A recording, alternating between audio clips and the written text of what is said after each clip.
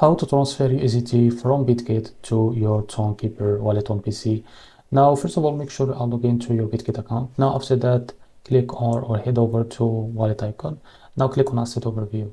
Now, after that, from the sidebar, click on Spots. And now from here, tap or click on Withdraw and click on Withdraw. Now, as you can see here, if you don't find USDT, you can search for here. And after you select it, make sure to click or select on chain. Now for the network, make sure to select Ton because we want to transfer this Ton or USDT to Tonkeeper wallet. Now after that, call your Tonkeeper wallet extension and make sure I log into your account. Now as you can see here, because I don't own the USDT, I can't find it here. So in your case, you will find it the USDT here. Now, for example, this is the USDT. Just click on it and now click on receive and you will be able to copy the address. Now after that, now paste it here. And after that, you don't need the memo because you copy the special address from Tonkeeper. Now, if you are ready to go, just click on next and you will enter how much of USDT you want to send. This is the fees that you will pay.